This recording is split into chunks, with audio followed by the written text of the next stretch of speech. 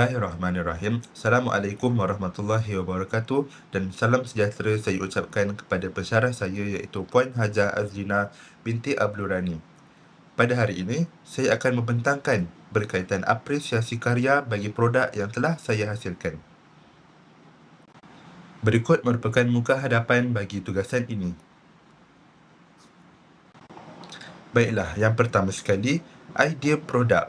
Saya menggunakan sumber ilham daripada bunga seroja bagi produk saya pada kali ini.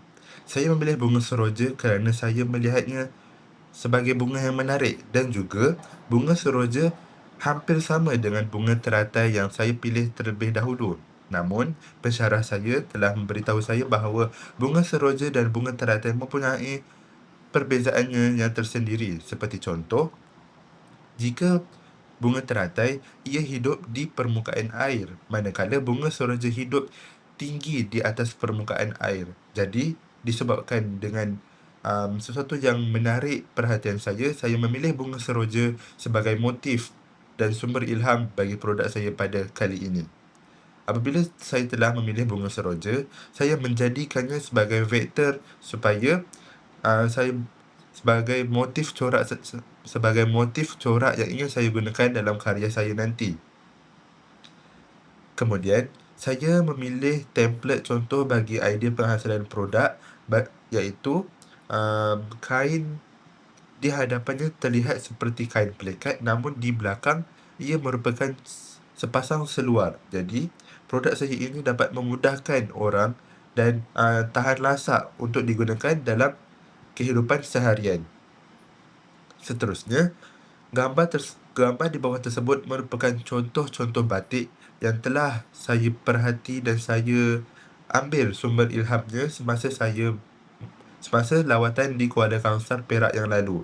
Jadi, dengan pelbagai contoh-contoh batik yang menarik, saya boleh mengambil iktibar dan mengambil sumber ilham daripada corak-corak batik tersebut.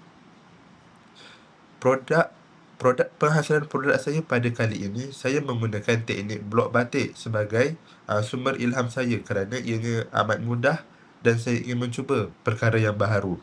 Saya menggunakan span bunga sebagai tapak blok tersebut dan akhir sekali, saya telah menyusun motif-motif tersebut dan saya telah memilih susunan motif tidak terancang dan juga berwarna merah jambu, hijau muda dan hijau tua, sama seperti trend terkini yang mana manusia dan orang ramai lebih suka untuk memakai pakaian yang berasaskan daripada idea matcha strawberry, iaitu sebuah minuman. Jadi, saya mengambil trend tersebut dan saya hasilkan produk saya agar produk saya ini mengikuti trend-trend terkini.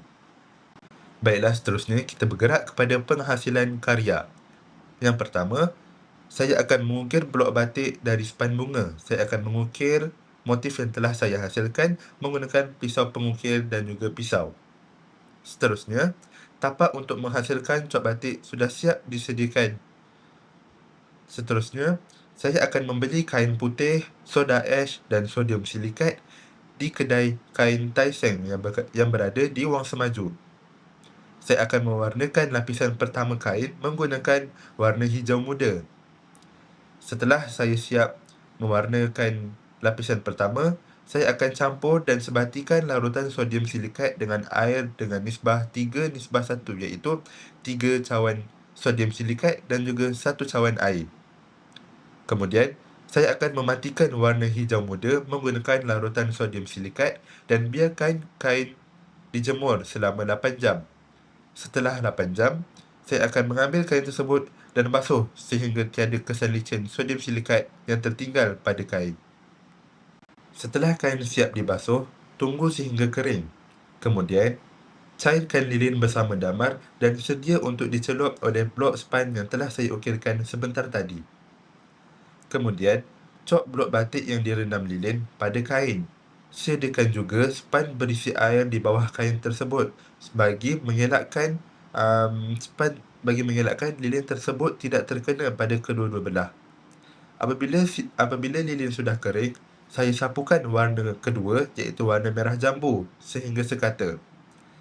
Setelah saya selesai mewarnakan kesemua kain, saya akan matikan warna sekali lagi dengan menggunakan larutan sodium silikat dan tunggu sehingga 8 jam. Setelah 8 jam, basuh larutan sodium silikat sehingga bersih. Apabila sudah bersih, saya akan keringkan dia semula dan bergerak kepada langkah seterusnya, iaitu saya cop blok batik dengan menggunakan lilin ke atas kain untuk kali kedua menggunakan corak yang berlainan, iaitu corak bunga pula.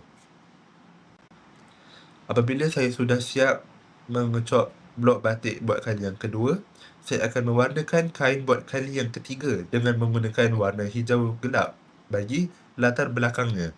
Kemudian, apabila warna sudah kering, saya akan mematikan warna tersebut dengan menggunakan larutan sodium silikat selama 8 jam.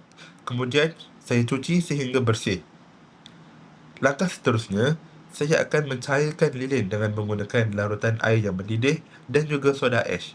Saya akan masukkan soda ash ke dalam larutan air yang mendidih dan saya akan masukkan kain dan rendam ke dalam larutan mendidih tersebut. Saya kacau sehingga lilin-lilin yang terdapat pada kain tersebut keluar dan kelihatan pada larutan air yang mendidih.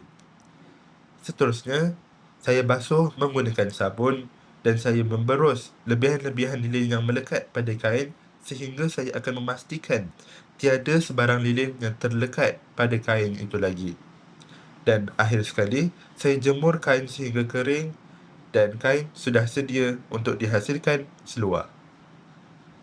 Seterusnya, apabila kain sudah siap, saya akan ukur kain dengan ukuran dan template seluar yang tepat. Saya akan mengukur panjang dan lebar seluar serta akan mencatatnya agar tiada kesilapan yang berlaku. Saya akan menandakan ukuran seluar menggunakan kapur kain. Kemudian, kain pada bahagian hadapan akan dilipat untuk memberi kelainan dan inovasi yang baharu serta menarik. Tambahan juga akan lebih kemas apabila dipakai sewaktu berjalan. Apabila semua ukuran sudah tepat dan saya sudah puas hati dengan ukuran tersebut, saya mula menjahit kain sehingga menjadi seluar. Apabila sudah siap seluar, saya akan menambah dan menyusun batu berlian kecil pada kain sebagai tujuan perhiasan. Saya akan gamkan berlian tersebut supaya melekat dan kukuh pada kain. Dan akhirnya, seluar saya telah siap dihasilkan. Akhir sekali, produk akhir.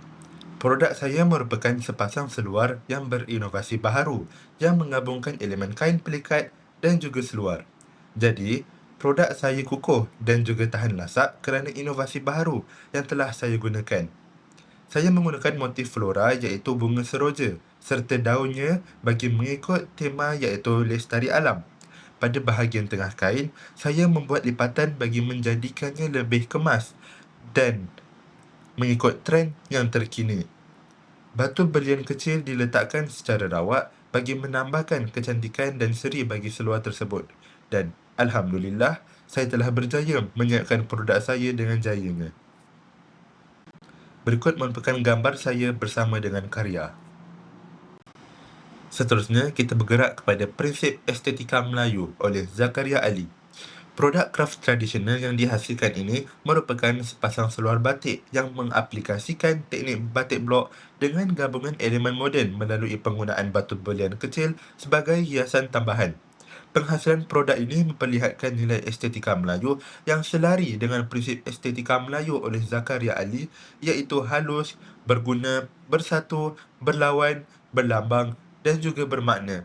Baiklah, mari kita hurai satu persatu berdasarkan prinsip estetika tersebut. Yang pertama, halus. Prinsip halus dapat dilihat melalui ketelitian dalam proses menghasilkan corak batik blok pada permukaan kain. Susunan motif bunga dan daun yang kemas serta penggunaan warna yang lembut seperti merah jambu dan hijau muda menunjukkan kelembutan seni Melayu.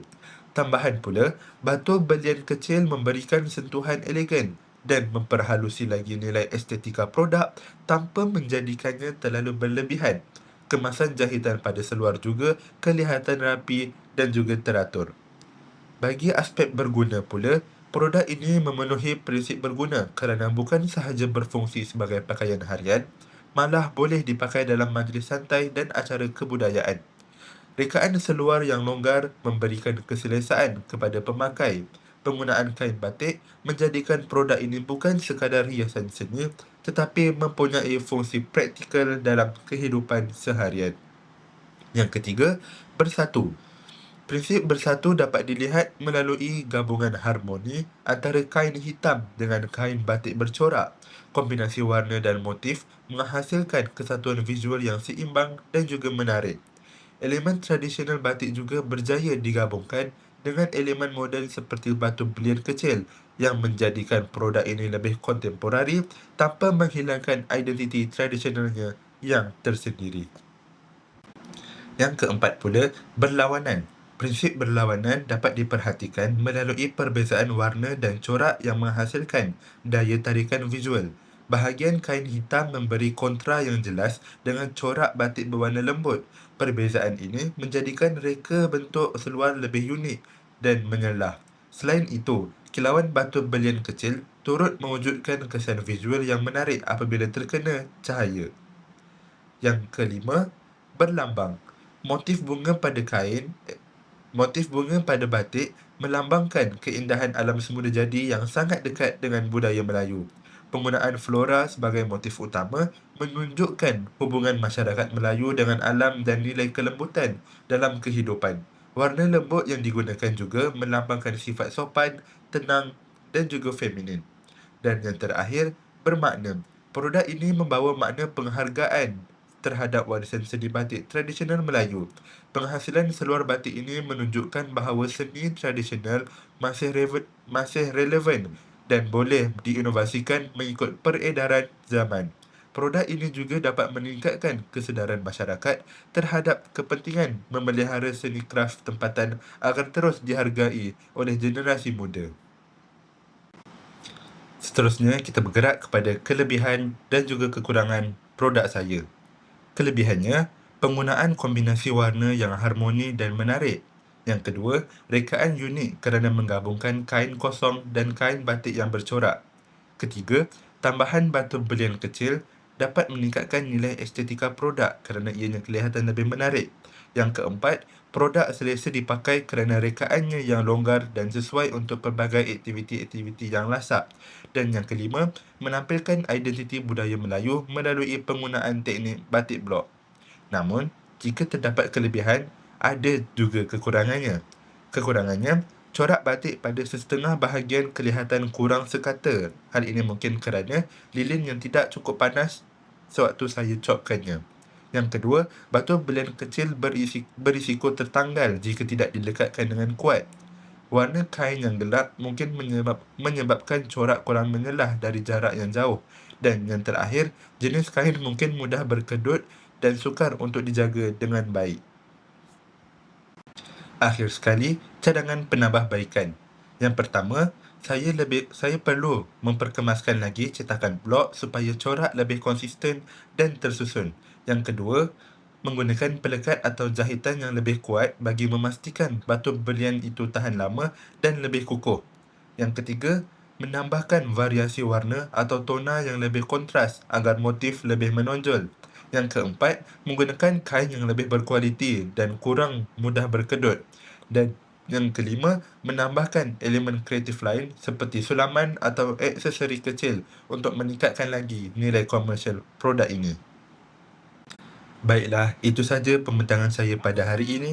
Sekian, terima kasih.